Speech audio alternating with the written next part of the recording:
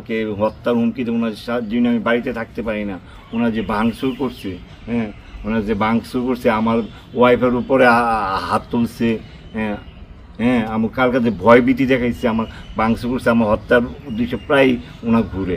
ওনার মদ খায়, মধুরি 24 ঘন্টা মদ খায়, আবুল তাবুল বলে, এলাকার লোকও জানে। বিল্ডিং করছি, বিল্ডিংয়ের সিঁড়ি আমাদের জায়গাতে দিছি, ওনা বলে যে ওনার জায়গাতে দিছি।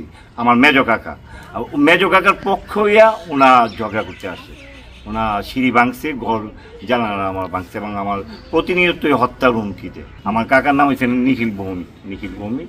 হ্যাঁ, ওনার আসলে মূলত সিঁড়ি নিয়ে আমার মেজো কাকার সাথে, মেজো কাকা ওনারা ব্যবহার করে, মেজো কাকা ওনারা পালে, ওনার মধু দিই সারাদিন। এলাকার লোক সবাই জানে ওনাদের মদ খায়, 24 ঘন্টা মদ খায়।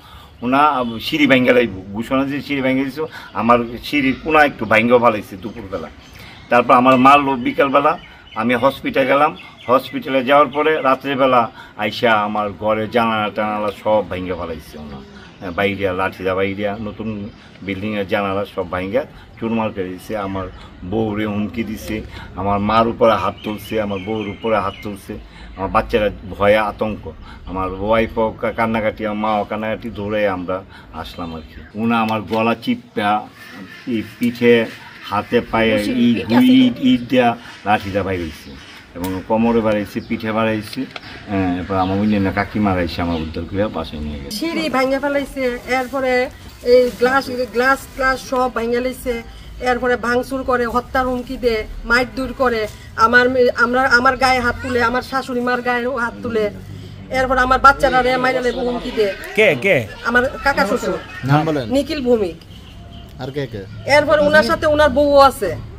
কালকে যখন করতে আসছে, গ্লাস ভাঙতে আসছে, তখন তো ওনার বউ ছিল সাথে, দুজনেই তো গ্লাস ভাঙছে, ইট দিয়া গ্লাস ভাঙছে। 3 জন রাজে এমনও করতে কথা, ছোট 1 বছরের বাচ্চা করছে, 24 বছর কইরা বিয়া টিয়া করাইছে। এরপরে করছে কি, এই বোকার চলে আমি করতে কোনো শব্দ করতে না, আমি শব্দ করবো মুখ অশ্লীল ভাষা। তারপরে আমি গড়ে রয়েছে ছেলের কাছে মানে কি কথা খাবো, বুঝতে কথা